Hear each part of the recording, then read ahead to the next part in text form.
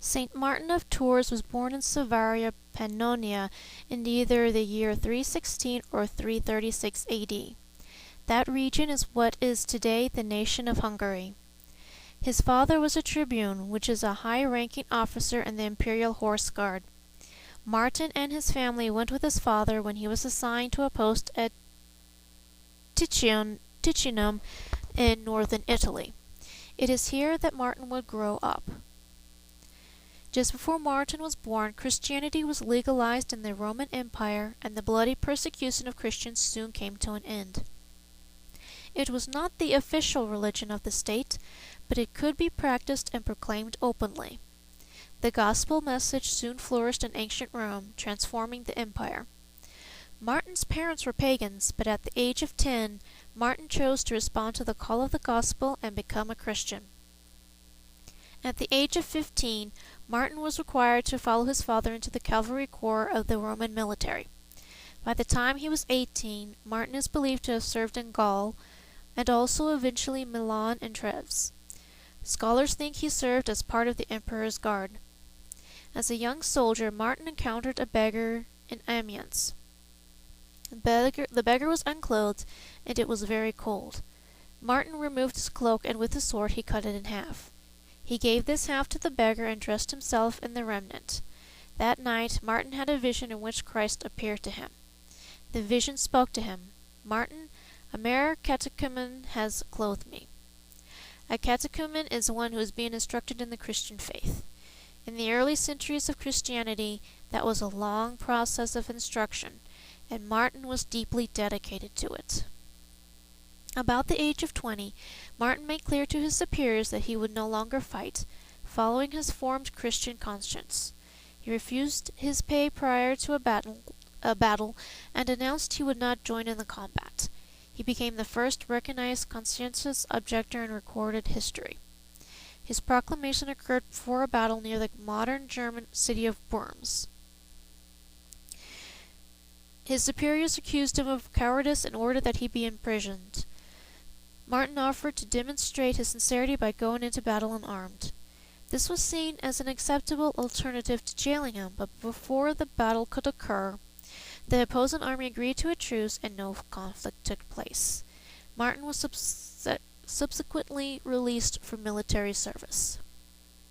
Now out of the military service, Martin could fully dedicate himself to the service of Jesus Christ and the Church. He traveled to Tours, where he began studying under Hilary of Poitiers, who is now recognized as a doctor of the Church. Martin's studies lasted until Hilary was forced into temporary exile, likely because of his refusal to participate in a political dispute. Martin then traveled to Italy. According to one account, Martin was confronted by a highwayman and led him to faith in Jesus Christ. Another account tells of Martin confronting the devil. While on this journey, Martin had a vision which compelled him to return to his mother in Pannonia. He did so and led his own mother to faith in Jesus Christ.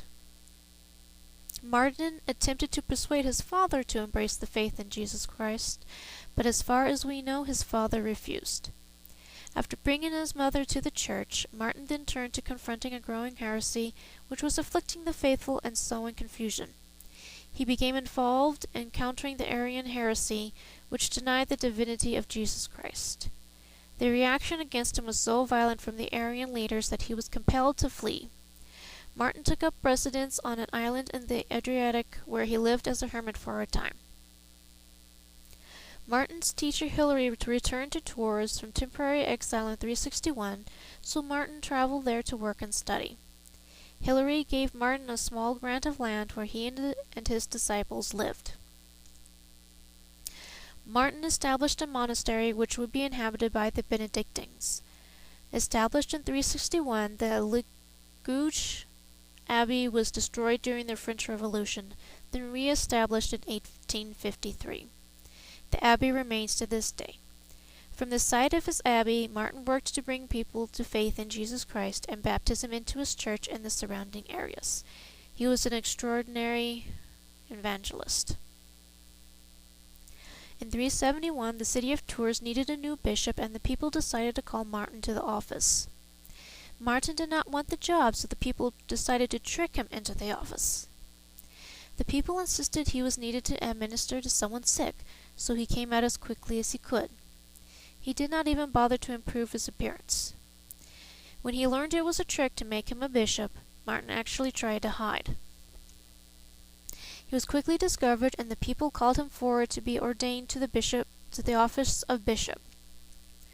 Even though he did not really want the office, he was ordained, and he became a holy and hard-working bishop. As a bishop, Martin established a system of parishes to manage his diocese. He made a point to visit each parish at least once per year. In addition to his appointed rounds, Martin combated paganism, particularly the Druid religion, which was still prevalent at the time. He passionately and faithfully proclaimed the gospel of Jesus Christ and won many to the Christian faith. Yet he longed for more prayer and wanted to pursue a monastic life.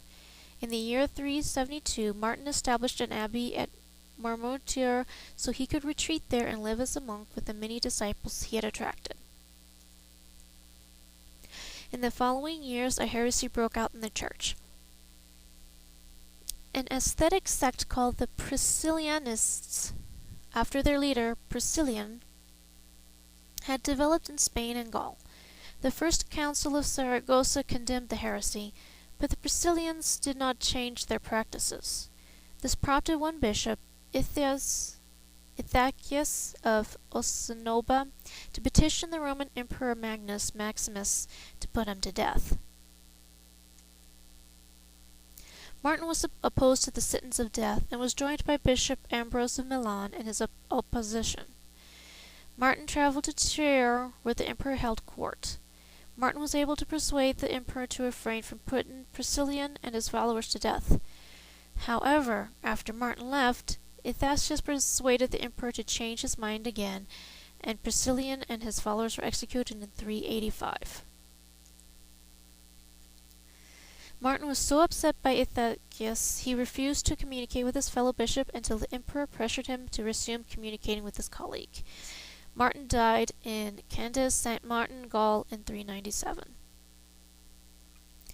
The hagiographer Sulpicius Severus knew Martin personally and wrote about his life. Many miracles and the casting out of demons were attributed to Martin during his lifetime. According to one account, Martin, while trying to win Druids to follow Jesus Christ and renounce their pagan beliefs, was dared to stand in the path of a sacred tree that was being felled. Martin agreed and was missed by the falling pine, although standing right in its path.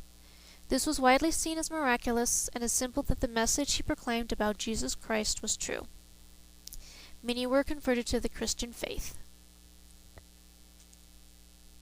Veneration of St. Martin became popular in the Middle Ages, and was popular with the Frankish kings. St. Martin is the patron of the poor, soldiers, conscientious objectors, tailors, and winemakers. Many locations across Europe have also been placed under his patronage. His feast is on November 11th. He commonly appears on horseback and is shown cutting his cloak in half with a sword. And there is one other interesting thing I found out about this Saint Martin. According to a blog post called Boston to Mexico, it also says that the Mexicans have taken him or have made him the patron saint of the cowboys. So